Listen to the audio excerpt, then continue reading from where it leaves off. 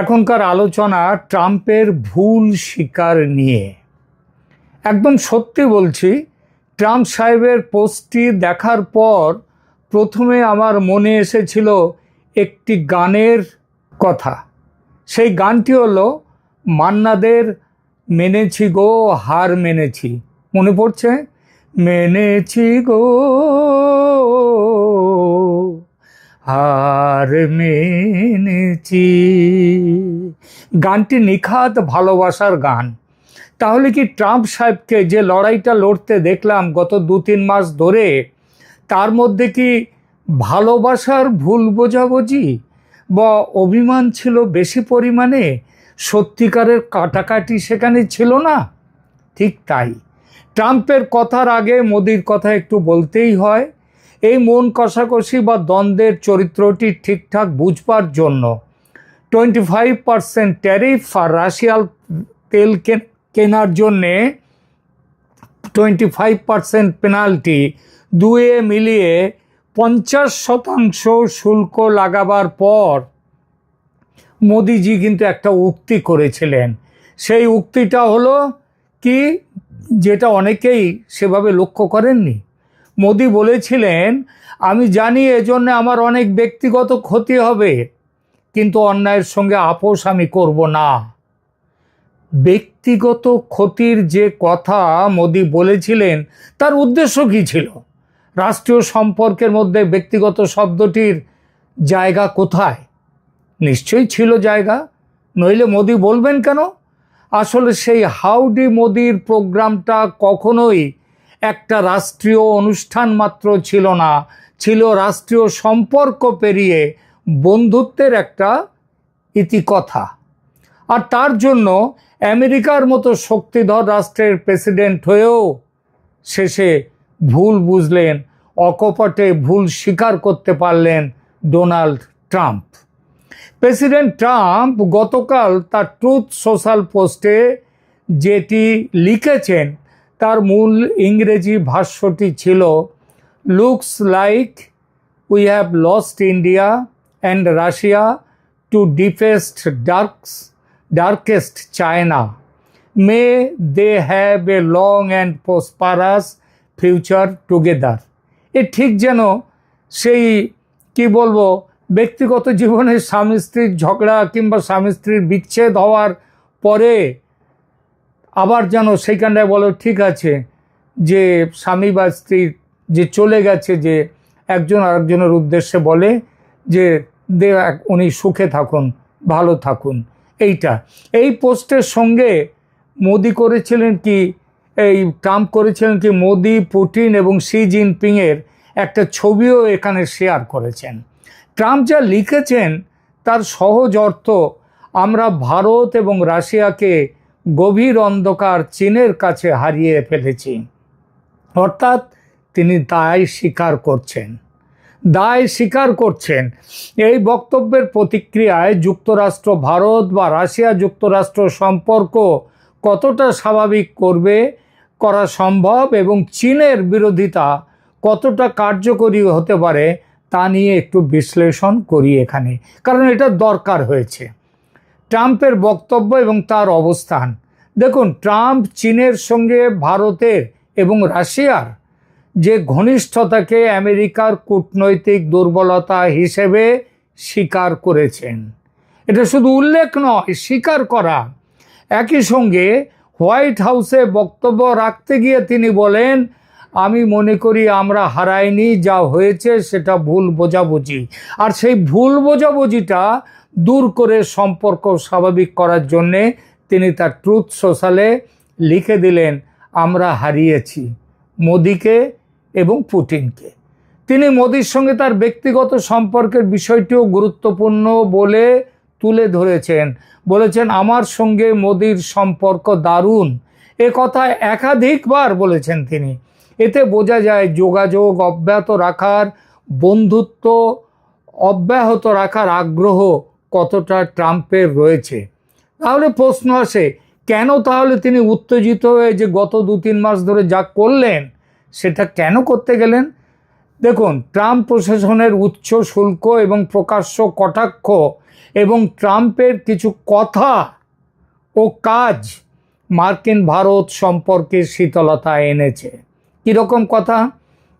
ভারতের ইকোনমিকে ট্রাম্প রাগের মাথায় বলেছেন ডেড বা মৃত অর্থনীতি। এটা রাগের কথা, বাস্তবের সাথে কোনো সম্পর্কই নেই। রাগের মাথায় যেমন অনেক ভুল কথা বলে ফেলে অনেকে, তেমনি করেছেন তিনি তার কি বলবো কুলনেস, তার যে মাথার ঠান্ডা, সেটা শীতলতা তিনি হারিয়ে ফেলেছিলেন।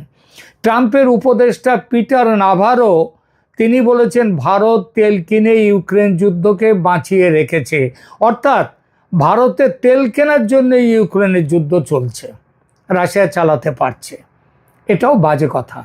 পরিশোধিত রাশিয়ান তেল ভারতের কাছ থেকে কিনেছে ইউরোপের সমস্ত দেশ, আর চীন ভারতের থেকে আরও বেশি তেল কেনে।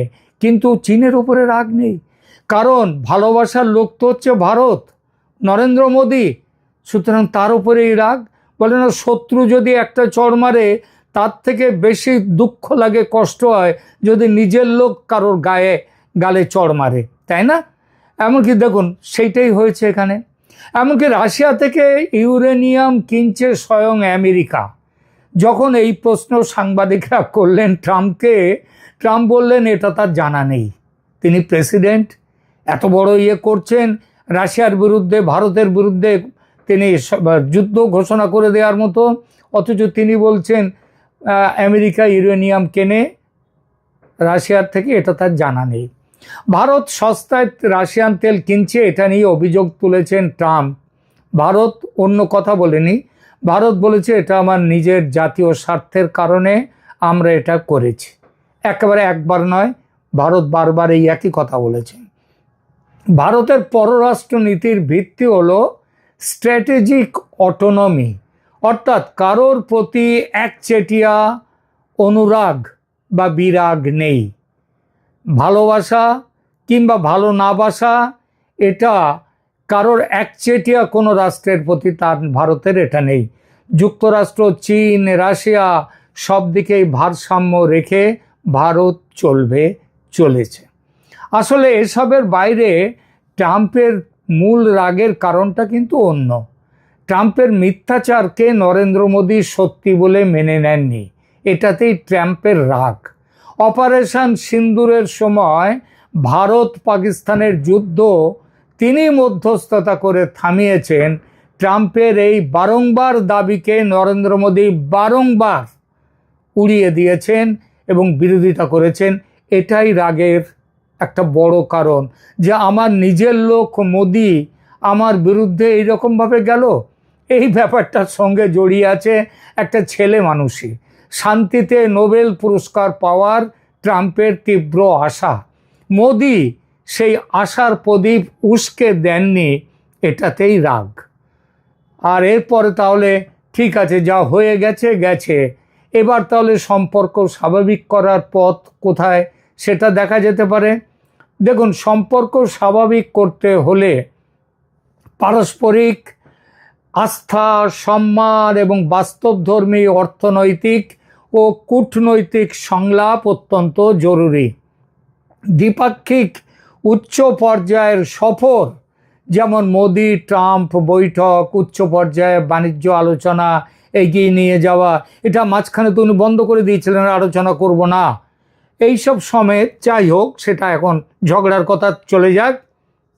এখন এই সবগুলো নিয়ে, অর্থাৎ এই উচ্চ পর্যায়ের সফর, আলোচনা, এই সবগুলো নিয়ে ধারাবাহিক যোগাযোগ বাড়ানো দরকার। যুক্তরাষ্ট্রকে ভারতের জাতীয় স্বার্থ, বিশেষত শক্তি, সুরক্ষা ও কৌশলগত ভারসাম্যকে সম্মান দেখাতে হবে। দক্ষিণ এশিয়ায় নিজের উপস্থিতি ও নিজের ক্ষমতা, নিজের দখল বাড়াতে যুক্তরাষ্ট্রকে আর্থিক, প্রযুক্তিগত, প্রতিরক্ষা সহযোগিতা এগুলো বাড়াতে হবে ভারতের সঙ্গে। আর এসব বাড়াতে গেলে এই যে চীনের সঙ্গে ভারতের এই যে সুসম্পর্কটা তৈরি হলো, তাহলে এই সুসম্পর্কের কি হবে? চীনের বিরোধিতা কি সম্ভব? দেখুন, বর্তমানে চীন, ভারত, রাশিয়ার মধ্যে সম্পর্ক দৃঢ় হচ্ছে বিশেষ করে সাংহাই কোঅপারেশন অর্গানাইজেশন কেন্দ্রিক নানা সামিট এবং আলোচনার প্রেক্ষিতে যুক্তরাষ্ট্র নিজের অর্থনৈতিক ও কৌশলগত অবস্থান জোরদার ছাড়া সরাসরি চীনের বিরুদ্ধে ভারতের নেতৃত্বের কাছে, ভারতের মানুষের কাছে কোনো গ্রহণযোগ্য সমর্থন গড়ে তুলতে পারবেন না। কারণ ভারত সর্বদা অটোনমি বজায় রাখবে। চীনের সাথেও ব্যবসা করব, যুক্তরাষ্ট্রের সাথেও ব্যবসা করব, রাশিয়ার সাথেও ব্যবসা করব, কিন্তু আমার স্বার্থ দেখে করব। তাই আমেরিকার যে যদি ভেবে থাকে যে একতরফা চীন বিরোধী জোট গড়ে তুলবে, ভারত কিন্তু তাতে রাজি হবে না। সংক্ষেপে বলি, প্রেসিডেন্ট ট্রাম্প সম্পর্ক স্বাভাবিক করতে চাইলে ভারতের সঙ্গে সংলাপ, আস্থা এবং আক্রমণাত্মক ট্যারিফ নীতি ছেড়ে দিতে হবে। ভারত কৌশলগত বহুমাত্রিকতা, যে মাল্টিপোলার সিস্টেম, এটা বজায় রাখবে। আমেরিকা বিশ্বগুরু হতে পারবে না, আমেরিকা পৃথিবীর মোড়ল হতে পারবে না, বিশ্ব মোড়ল। এখানে চীন, রাশিয়া, যুক্তরাষ্ট্র এবং ভারত সবাই মিলে একটি বহুমাত্রিক যে মাল্টিপোলার ওয়ার্ল্ড অর্ডার তৈরি করবে এবং যুক্তরাষ্ট্রকে সেটা মেনে নিতে হবে। চীনের বিরোধিতা করতে হলে আমেরিকাকে ইতিবাচক কৌশল নিতে হবে, আস্থা দেখাতে হবে, বাস্তবধর্মী সহযোগিতার দিকে এগোতে হবে। শুধু বিরোধিতার নামে একতরফা চাপ ভারতের ওপর দিলে ভারত সেটা মানবে না। এভাবে ঘটনাটি সহজভাবে ব্যাখ্যা করা যায়। আচ্ছা, প্রেসিডেন্ট ট্রাম্প তার যে ট্রুথ সোশ্যালের পোস্টে বলেছিলেন, যে কথা যে বলেছেন যে আমরা ভুল করেছি, মোটামুটি এইটাই বলেছেন। এখন মোদিজি কিন্তু দেখুন ট্রাম্পের এই ভুল স্বীকারকে কিন্তু সহজভাবে মেনে নিয়েছেন এবং মোদিজি কিন্তু সহজভাবে মেনে নিয়েছেন এবং বন্ধুত্বের হাত বাড়ানোর মনোভাবকে তিনি কূটনৈতিক জাতীয় স্বার্থের প্রজ্ঞাসম্পন্ন বাস্তবমুখী উদাহরণ দেখিয়ে ট্রাম্পের এই যে ভুল স্বীকারকে তিনি সহজভাবে মেনেছেন। কিভাবে এটা দেখা যায় দেখুন, দ্বিপাক্ষিক সম্পর্কের স্থিতিশীলতা এবং ভাবমূর্তির গুরুত্ব।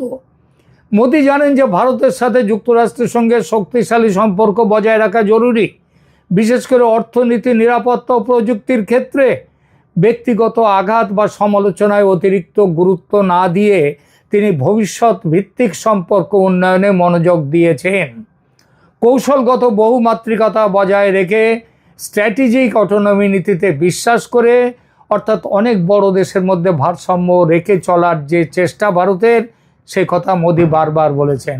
এবং রাষ্ট্রীয় সম্পর্ক, ব্যক্তিগত সম্পর্কের যে পৃথকীকরণ, মোদির এই মনোভাব রাজনীতিতে অত্যন্ত প্রজ্ঞার পরিচয়।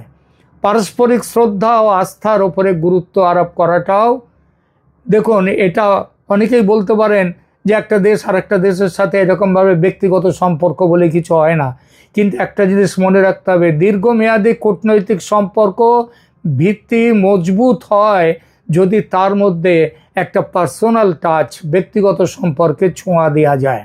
বিশ্বমঞ্চে ভারতের স্থিতিশীল ভূমিকা এইসব ধরে রাখতে গেলে বহুমুখী কূটনীতি ও সহযোগিতার মাধ্যমে, শুধু যুক্তরাষ্ট্রের বিরোধিতা করব যেহেতু আমাদের পেছনে লেগেছিল বলে, এটা কোনো কাজের কথা নয়।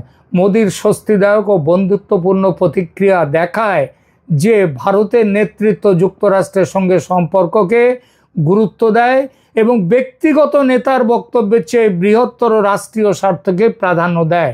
এটি ভারতের কৌশলগত প্রজ্ঞার প্রতিফলন, যা দ্বিপাক্ষিক সম্পর্ককে